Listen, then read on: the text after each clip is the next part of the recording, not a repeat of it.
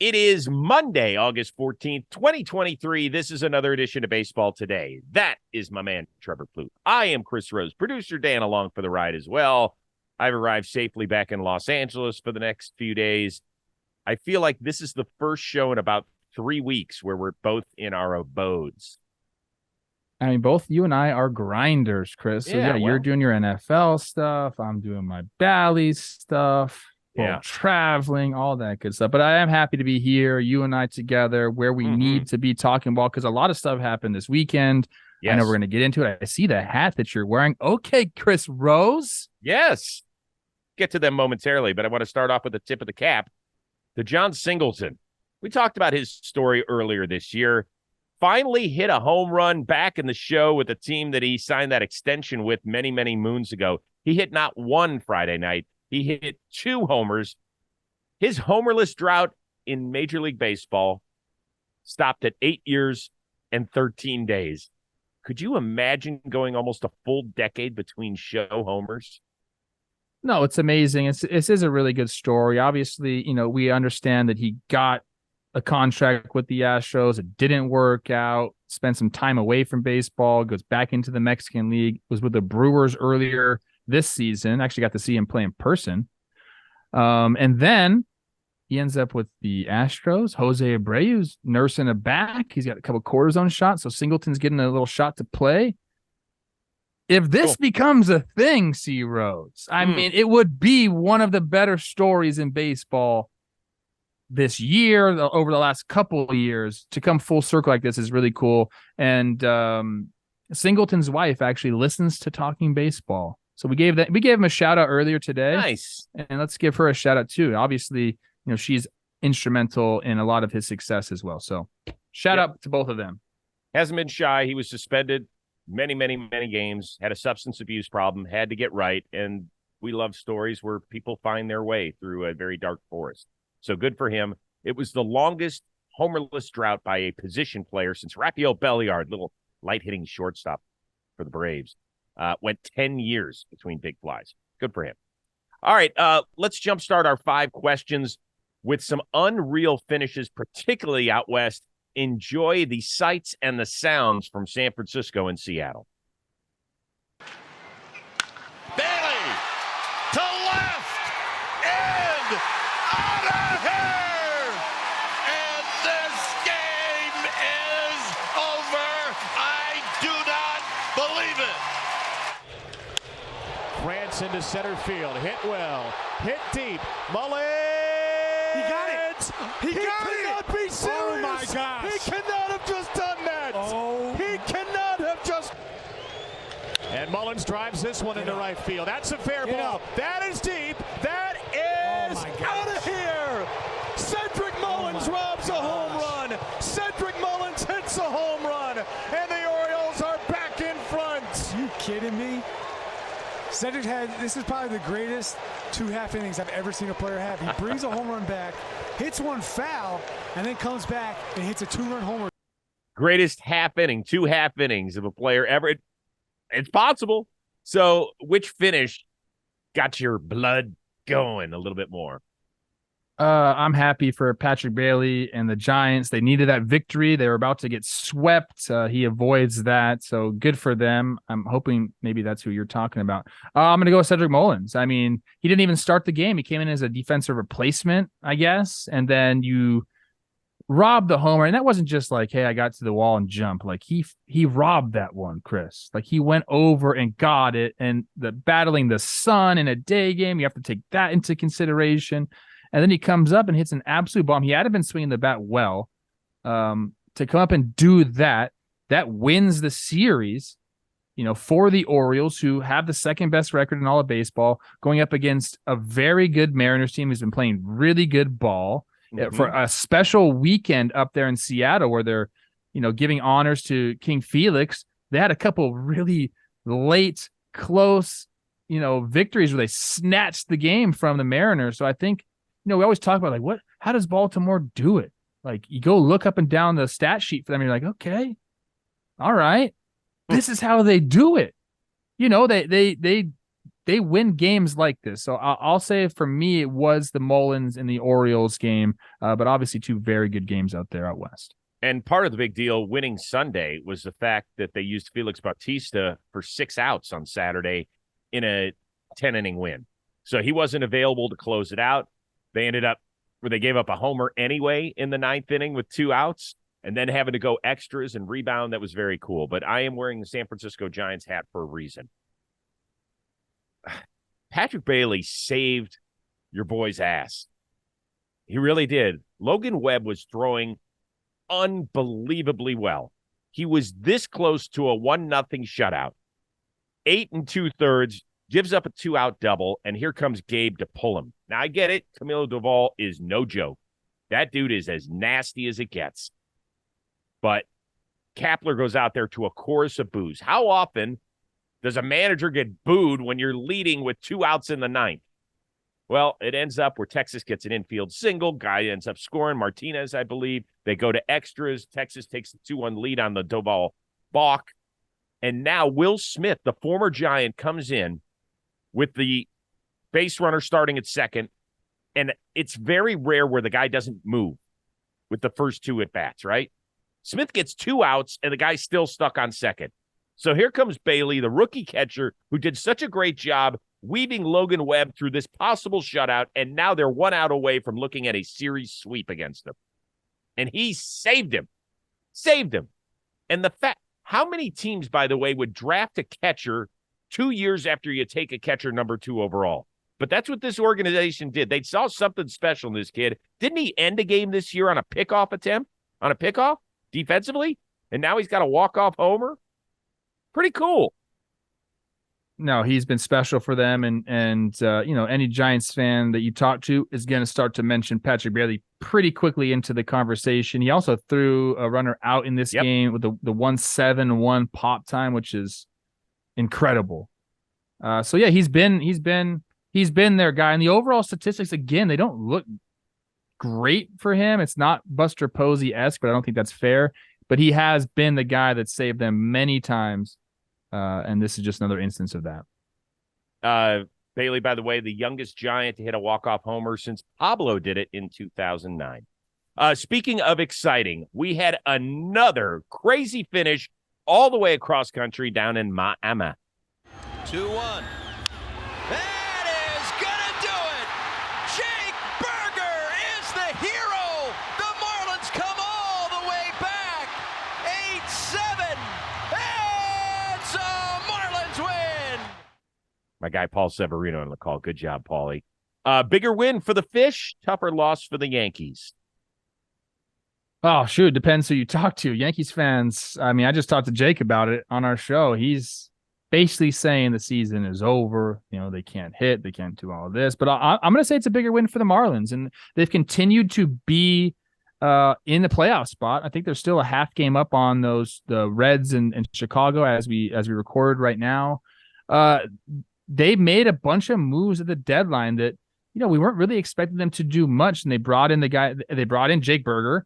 They bring in David Robertson. They brought in some people there to help them get into the playoffs. And I just mentioned again, or earlier this morning, about Sandy Alcantara and what he's been able to do. He goes 9 innings in this series. And his last 8 starts have been really good. Before that, he was kind of struggling. So like they're a team that we've always said that get them in a playoff spot. They saved Yuri Perez's arm a little bit. So I think he's going to be able to continue to pitch.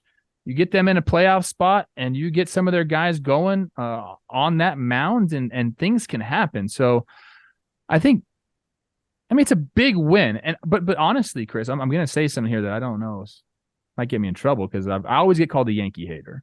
I always get called a Yankee. I don't even know why. I root for the Yankees. It's good for our company.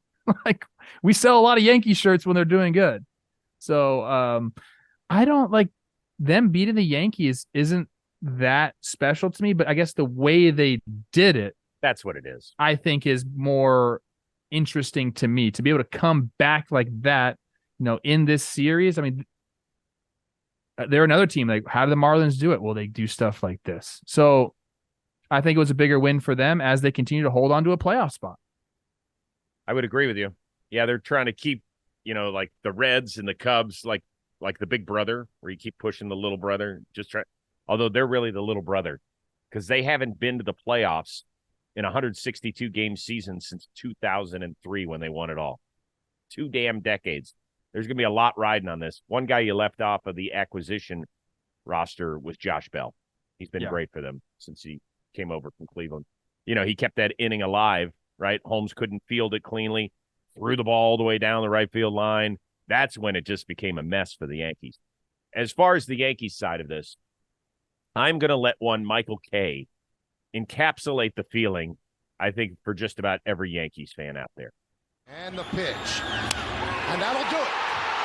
Arise will score a brutal, gut-wrenching loss for the New York Yankees as the Marlins win 8-7. Improbable, unbelievable, inconceivable, and absolutely devastating. That's a great call by Michael Kay, because it does encapsulate everything about it. Here's what I worry about for the Yankees. This season has become insignificant for their fan base, is what it feels like. Because I threw out, right after that happened, I said, boy, Talking Yanks is going to be a must-listen today. And the responses I got were, it's nothing we haven't seen over the last 50 games. Like, okay, it was almost expected. Like, holy shit, this is where the Yankees are today? Yes. You're going to have to do a deep dive into your franchise hierarchy to see exactly, like, you still have Garrett Cole. You still have Aaron Judge. Giancarlo Stanton has been hitting homers here in the second half. But man, y'all are going to have to look at yourselves in the offseason. If this is where you are with less than 7 weeks to go, oh, well, it's kind of what we expected. Damn, I never thought I would hear that out of a Yankee fan's mouth. I mean, if you look at the roster, the guys that are like throwing the ball for them right now, it's not great. So they've had some injuries there. Cole's been great, but they can't hit. Besides Judge and maybe one or two other guys, it was just the offense isn't there. So there are things they're going to have to address this offseason, 100%. I mean, even Feo in our chat right now says the Yankees losing was just another step in an already decided direction. That is the feeling of all the Yankee fans, and it has been that way probably for the last, I would say, like 2 weeks, 3 weeks. It started that.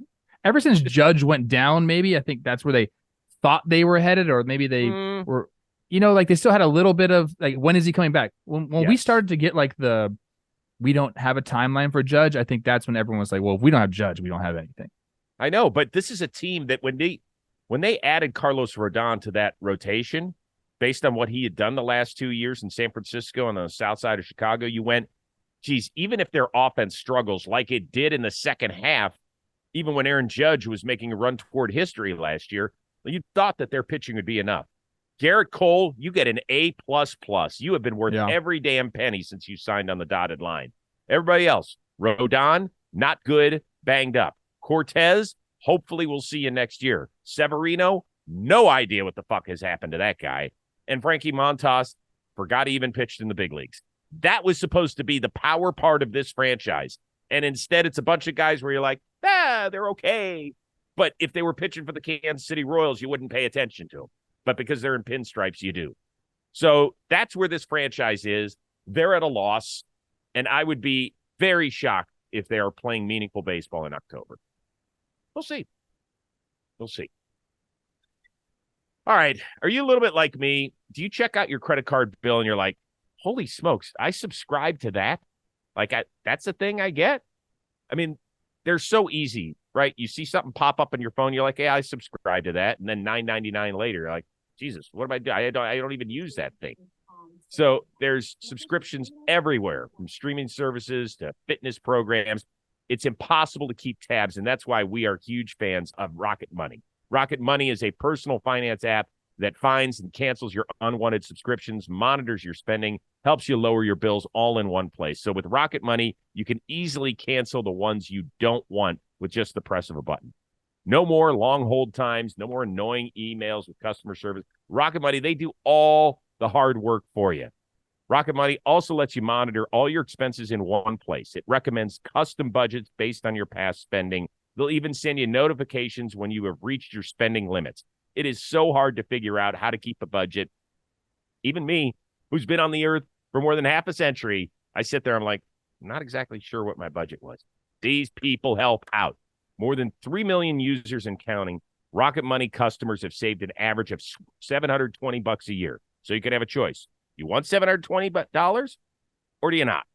It's your call. Stop wasting money on things you don't use. Cancel your unwanted subscriptions. Manage your money the easy way by going to rocketmoney.com/today. Once again, that is rocketmoney.com/today. rocketmoney.com/today. Continue on with an interesting series out in Queens. Braves end up winning 3 of 4, including a ridiculous doubleheader sweeper. Nicky Lopez did everything, including, I think, clean the dugout. After Saturday's action, Ozzie Albies was asked how much he enjoys beating the Mets. He said, quote, a lot of pleasure, of course, because they always say they're going to beat us. That's all I can say. I won't say much. This came on top of Mike Puma's New York Post report that said Verlander and Scherzer had a strained relationship as Tigers teammates, and a source said even the veteran pitchers worked toward harmony with the Mets. There was the occasional discord. Verlander was, quote, a diva, according to a Met, which caused Scherzer to grouse about Verlander and him staying in Queens. Do either of these stories do anything for you, or is it just blah, blah, blah?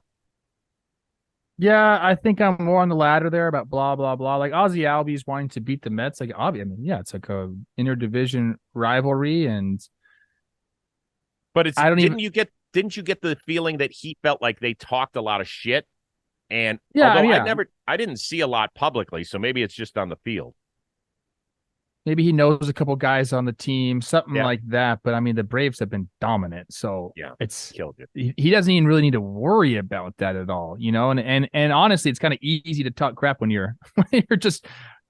have the best team in baseball. So I don't really, really think about that too much. And then like the Scherzer Verlander stuff. I mean, I don't like the anonymous Met, and I understand like you don't want to.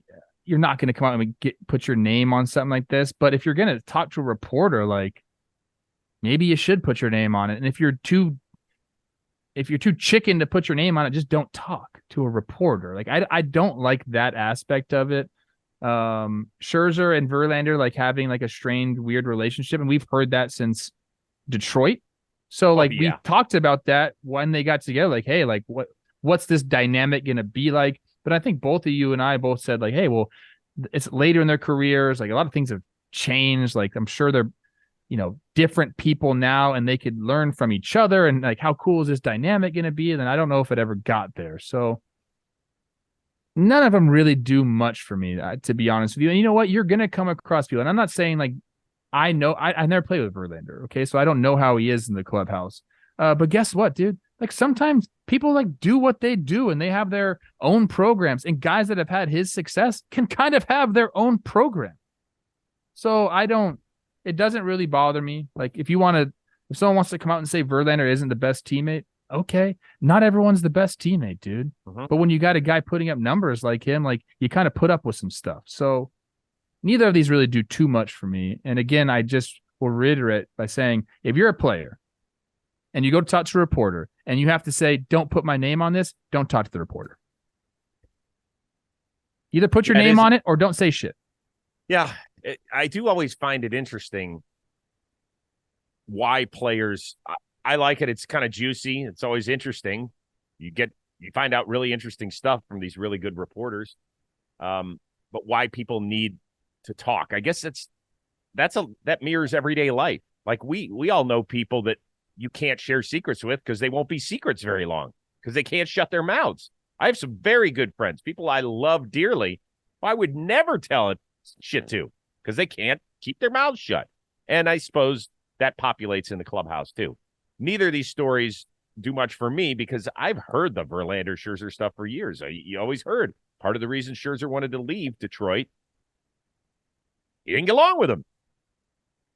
This doesn't surprise me, and you're right about the other stuff. Like, I can tell you, the guys I've talked to in baseball over the last 20, 25 years, guys who have played with aces, sometimes they're their own people, and they said, hate you 4 days, love you on the 5th day.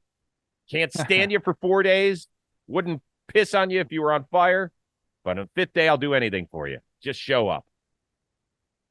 Especially starting pitchers, dude. Like, they're just different anyway.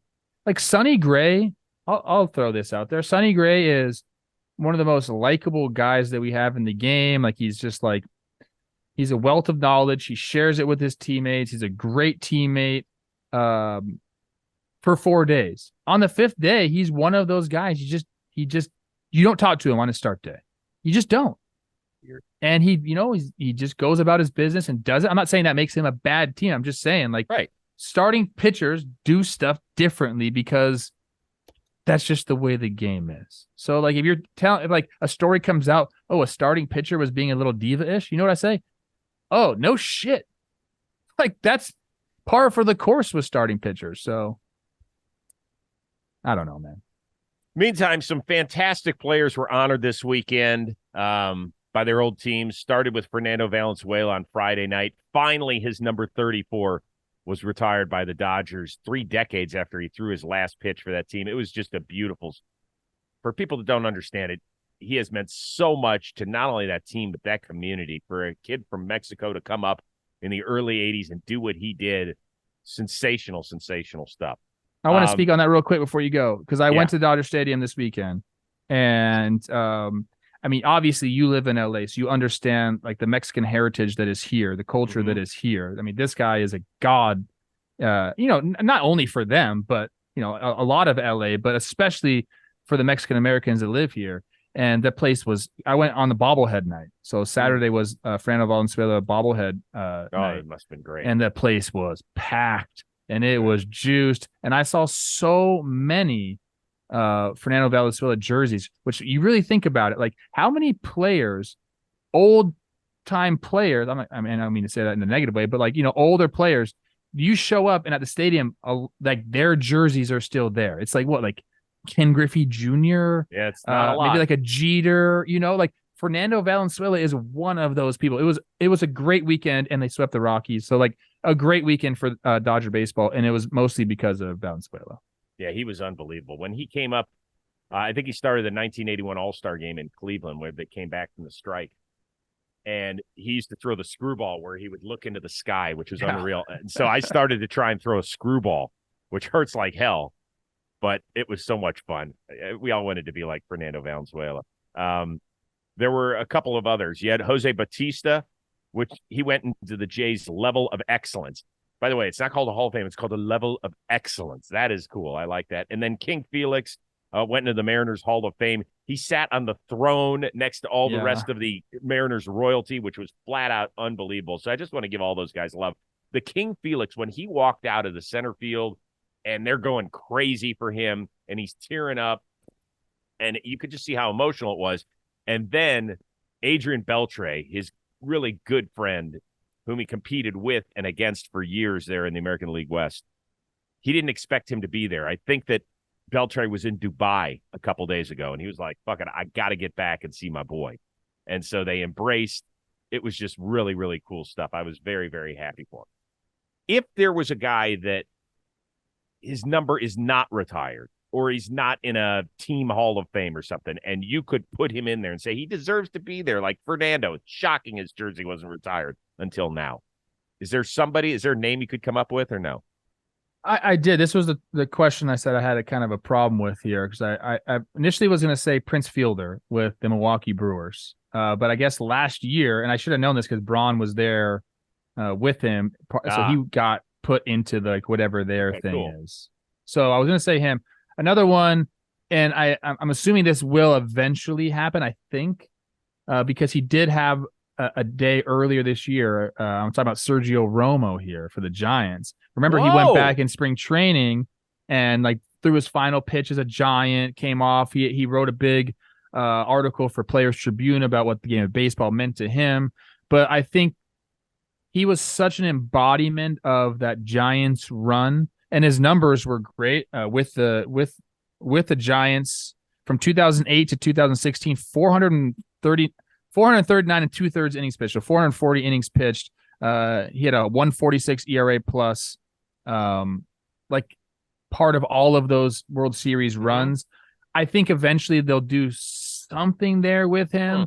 But I think he's a guy who's just so beloved there that I think that eventually he'll get some sort of commemoration done with him. For me, this is an easy one. I went through the list yesterday. I was doing research. This is the greatest double play combo in the history of the sport. They came up together in 1977. They exited 1 year apart in the mid-90s. One guy eventually found his way to Cooperstown thanks to the senior committee. The other guy just put up better numbers than him throughout his career. Alan Trammell is in. Lou Whitaker's number 1 is not retired. And I understand why. There are 8 players that have or managers that have their number retired in Detroit. 7 of them are in the Baseball Hall of Fame. The one guy who's not is Willie Horton, outstanding player, grew up in Detroit. I think he went to Northwestern High School there. So I understand that. But how you can talk about Alan Trammell and not mention Lou Whitaker, to me, is insane. Just go. This is a teaching moment for people, because I would say 98% of the people that listen to this podcast or join us on AMP or watch it on YouTube have no idea who Lou Whitaker was. He was one of the best second basemen of his era. He played nearly 20 years, all with the Tigers, helped them coast to a World Series win in 1984. It was Trammell and Whitaker. They were great defensively. They won multiple Gold Gloves. He could run. He could hit for power. I think you got to make an exception here, Tigers. What's the holdup with Lou Whitaker in the Hall of Fame? The guy's got 75 career WAR. I know, and it's surprising almost that he's 2,400 career hits. I mean, and at that position too, at second base. Like it's 3-time Gold Glove, Rookie of the Year, 4-time Silver Slugger, 5-time All-Star. What are we doing here? He didn't get a ton of MVP votes, and I think that's probably the holdup, is my guess. But I would also guess that if he played in today's era and put up such solid numbers because of the way that we look at numbers as opposed to the way we did back then, I think he probably would have gotten more MVP votes. So there you go. Speaking of Joey Bats, and I hate to do this, but it popped into my brain. What's the more iconic image of him in a Blue Jays uniform? Hitting that home run in the playoffs with arguably the greatest bat flip ever, or him taking a hook to the chin from Rugi Odor? I'm not just saying this to be like pro player and be a nice guy. I still think it's the bat flip. I think that resonated with so many more people, and it was kind of like the beginning of this. Like, let's have some emotion. Like, this is okay. The Rangers got so mad about it, all this stuff, but like, how could you not be like excited, people? Like, I think that was the moment where like, because that place was rocking. You saw the bench come off. That's pure raw emotion. So how could you not? I got chills just watching that right now. Holy shit! Me too. How could you not want that in the game? I think that was what was this, 2016, I think? Mm-hmm. How could you not want it? Like, I think that was the beginning of when like we were like, all right, let's get some more of this into the sport, because, you know, like the Latin culture has come and done some really, really good things for our game. Some of the excitement that they bring and how they play is part of that. And I think this is one of the beginnings of that. So I'm all about this. I understand people are probably, you know, they're going to remember the Odor punch for a long time too, but this has so much of an impact on the game of baseball and the way that it's being played now. I think this is 100% the more memorable moment. That swing is the reason that Bautista was honored over the weekend. It's that swing. It's outside of Joe Carter's home run. It's the biggest moment in Blue Jays history. And I know that they had won another World Series prior to Carter's swing, but that's it right there. When you go talk to people in Toronto, give me the 2 most iconic moments in the history of that franchise. Carter's 1, and this is 2. And that's it. You're right. I mean, I had no rooting interest in here, and I was like, holy shit, I cannot believe it. It's one of those moments where you're just like, damn, that is awesome. So good for Joey Bats. By the way, an intentional talk, we did a top 10 list of players one time. And this is just when he really started to take off. He was having a great first half. And Millar and I are flying to the All-Star game, and we walk into the security line. And I hadn't met Joey Bats. I made him number 11. but Millar was close with him because they had played together in Toronto, I think. And I stick out my hand to shake his hand. I was like, hey, Joe, Chris Rose. He goes, I know who I am. I know who you are. You're the guy that has me number 11. And I was like, fuck. He watched. So he kind of was just screwing around, I think. But it was one of those moments where I was like, hey, listen, 11's pretty good. But yeah. And I feel like he has like a weird reputation around baseball, but like I think so. Like for like fans and stuff.